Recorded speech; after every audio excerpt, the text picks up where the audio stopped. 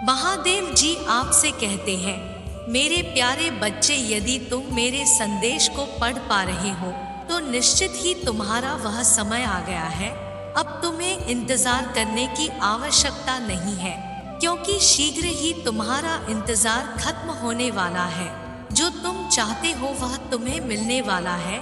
संसार में एक ऐसा समय आता है जब तुम्हारा समय इतना बलवान होता है कि तुम जो चाहते हो वह तुम्हें प्राप्त होने लगता है, क्योंकि वह समय ही चलकर तुम्हें तुम्हारी सोची हुई बात को पूर्ण होने का एक निश्चित समय तुम्हारे करीब ले आता है।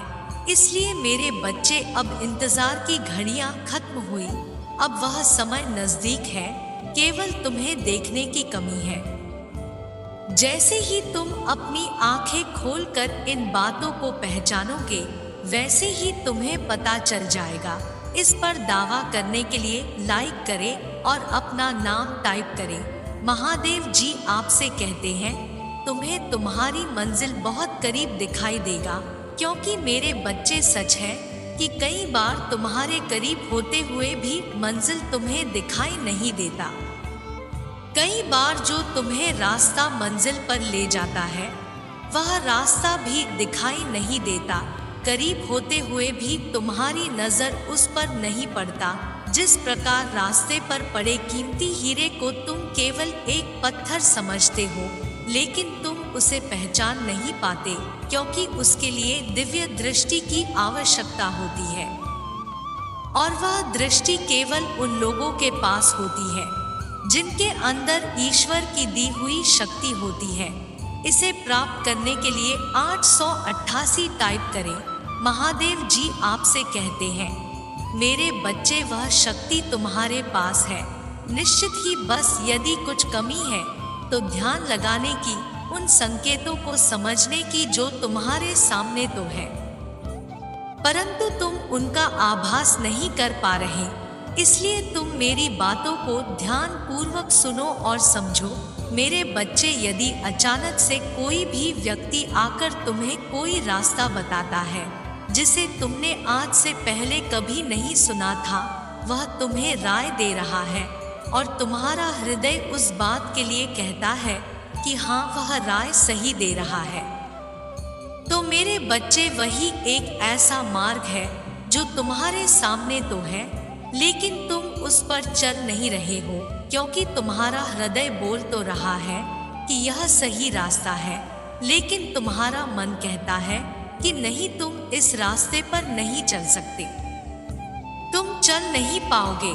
तुम्हारा अविश्वास तुम्हें आगे जाने नहीं दे रहा है।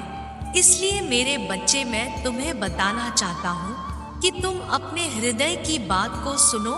वह शक्तियाँ तुम्हारे साथ है, तुम्हें उन्हें महसूस करने की कोशिश करना है, क्योंकि जो शक्ति तुम्हें सही रास्ते पर चलाना चाहता है, जो तुम्हें मंजिल तक पहुंचाना चाहता है, वही तुम्हें किसी भी व्यक्ति के रूप में आकर उस मार्ग पर चलने के लिए रास्ता बताता है। यदि तुम फिर भी अविश्वास करके उसकी बातों को नहीं सुनते, तो मेरे बच्चे, तुम्हें जीवन में आगे कई मोड़ ऐसे आएंगे जहां पर तुम्हें बहुत ज्यादा पछतावा होगा, क्योंकि मैं प्रकृति की सहायता से ही तुम्हारी मदद करता हूँ। प्राकृतिक में विराजमान किसी भी व्यक्ति, किसी भी जानवर, किसी भी पेड़ पौधे या किसी रूप में तुम्हारी मदद के लिए आता हूँ और तुम्हारी मदद करता हूँ। इसलिए तुम यदि प्राप्त हो रहे हैं मदद को अनदेखा कर दोगे या अनसुना कर दोगे, तो मैं चाह कर भी तुम्हारी मदद नहीं कर सकता।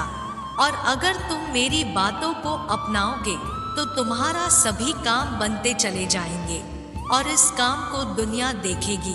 अगर आप भगवान को मानते हैं तो ये टाइप करें और इसे सब्सक्राइब करें। महादेव जी आपसे कहते हैं, जब दुनिया को यह आभास होगा कि सच में तुम एक बहुत ही शक्तिशाली और कुछ भी कर गुजरने वाले इंसान हो, महादेव जी आपसे कहते हैं, मेरे बच्चे, सफलता और असफलता में केवल थोड़ा ही अंतर होता है। जब बातों को सही किया से समझ लो तो सफलता तुम्हारी कदम चूमता है, और वहीं तुम उस क्रिया को ना समझोगे तो केवल असफलता प्राप्त होती है।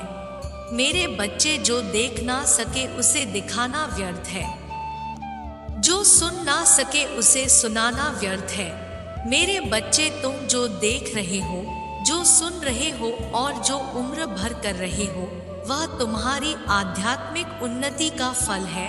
ऊर्जा के स्तर पर जो परेशानी तुम्हें हो रही है, वह दूसरों को भी हो ऐसा आवश्यक नहीं। इसलिए मेरे बच्चे, जो बच्चे अभी उसे देखने, समझने और सुनने को तैयार नहीं, उन्हें सत्य का प्रकाश दिखाने की कोशिश मत करो। मेरे प्यारे बच्चे, तुम वह हो जो दूसरों को अंधकार से प्रकाश में लाने का कार्य करते हो। जो भटका है वह स्वयं आएगा तुम्हारे पास। कुआं प्यासे के पास नहीं जाता, प्यासा स्वयं कुआं को ढूंढ लेता है। भौतिकवाद संसार में मानव अपने भौतिक शरीर को ही परम सत्य मान बैठा है, जो तुम्हारे अस्तित्व का कण मात्र भी नहीं है। जैसे तुम जल को जिस पात्र में रखो, वह उसी रूप में दिखाई देता है। यदि उसी जल को धरती पर बिखेर दो तो भी जल का अपना अस्तित्व रहेगा। इसी प्रकार यह भौतिक शरीर तुम नहीं हो, यह बस एक अस्थायी पात्र है जिसमें तुम्हारी परम चेतना आत्मा ने धारण किया है। वह भौतिकवादी युग तुमसे कहेंगे आत्मा दिखाई नहीं देती तो वह है ही नहीं, तो इसका उत्तर उन्हें यह देना, अनेकों वस्तु है जो दिखाई नहीं देती किंतु वह होती है, उन्हें केवल महसूस किया जा सकता है। जैसे भूख, प्यास, गर्माहट, ठंडक, पीड़ा, ठीक इसी प्रकार वह ऊर्जा जो इस भौतिक शरीर को चला रही है, वही अंतिम सत्य है जिसे तुम आत्मा कहते हो। जब तक आत्मा भौतिक पात्र में रहता है, तब तक तुम इसी शरीर को सत्य मानकर सब करते हो, किंतु जैसे ही वह ऊर्जा शरीर को छोड़ता है, मानव का यह बहुमूल्य शरीर मिट्टी के समान ढेर हो जाता है। कोई भी सगा संबंधी परिजन उस शरीर को नहीं रखना चाहता। यह बात सत्य है तो हाँ टाइप करें। महादेव जी आपसे कहते हैं, जो प्रियजन तुम्हारी आत्मा के लिए सारी संपत्ति दांव पर लगाने को तैयार होते हैं, वही लोग उस आत्मा के निकल जाने पर उस शरीर के लिए कुछ नहीं देना चाहते। यहाँ तक कुछ दिन भी उस शरीर के साथ नहीं रह सकते। आत्मा रूपी ऊर्जा के निकलते ही वह इस भौतिक शरीर को ठिकाने लगा देते हैं। अब तुम ही उत्तर दो, अस्तित्व किसका है, शरीर का या आत्मा का? मेरे बच्चे, तुम जिस मार्ग पर हो वह तुम्हें परम सत्य से जोड़ रहा है। उसी अंतिम सत्य को प्राप्त करना तुम्हारा अंतिम लक्ष्य है। यदि तुम मेरे सांकेतिक रहस्य को समझ गए तो हर एक दिन संकल्प लेते रहो, मैं भाग्यशाली आत्मा हूँ, मैं शरीर नहीं ज्योति स्वरूप आत्मा हूँ, मैं आनंदित हूँ, क्योंकि तुम्हें आध्यात्मिक मार्ग में काफी आगे तक जाना है। इस पर दावा करने के लिए 444 टाइप करें। महादेव जी आपसे कहते हैं, मेरे बच्चे, तुम्हारा विचलित मन मुझे भी विचलित कर देता है। तुम क्यों सब कुछ भूलकर वापस खुद को उसी परिस्थिति में डाल देते हो? मेरे बच्चे, तुम्हारी उदासी और तुम्हारे आंसू मुझे भी दर्द पहुंचाते हैं। तुम्हारे मन में उठने वाली सभी सवालों को शांत करो। मैं तुमसे वादा करता हूँ, तुम्हारे दिल से निकली इच्छा मैं अवश्य पूर्ण करूँगा। बस सबसे पहले पूरी ईमानदारी से इच्छा के बारे में सोच लेना। मंजिल पाने की चाह में सफर को मनचाहा मत करो। मैं हमेशा तुम्हारे साथ हूँ। महादेव जी कहते हैं, मेरे बच्चे, यदि तुम्हारा भाग और किस्मत साथ ना दे तब तुम मेरी एक यह बात याद रखना कि किस्मत और भाग्य साथ तभी छोड़ते हैं जब तुम कोई ऐसा काम करते हो जिससे कि तुम्हारे भाग्य की गति विपरीत दिशा में चलने लगती है। कहने का तात्पर्य यह है कि भाग्य दुर्भाग्य में परिवर्तित होने लगता है और तुम्हें अपने भाग्य को स्वयं उदय करने का मार्ग बनाना होगा और उस मार्ग पर चलना होगा। क्योंकि मेरे बच्चे, जब भी जीवन में तुम किसी भी ऐसे कार्य को करते हो जो तुम्हारे भाग्य को सौभाग्य में परिवर्तित करने की ताकत रखता है, तो उस कार्य को अपनाने से पीछे मत हटो। उस कार्य को करते हुए अपने विश्वास को मत डगमगाने देना। सुबह जब तुम उठते हो, उठने के पश्चात जब तुम्हारा मन शांत रहता है, तभी तुम इन बातों को करना। अपने जीवन के बारे में बहुत गहराई से सोचना होगा।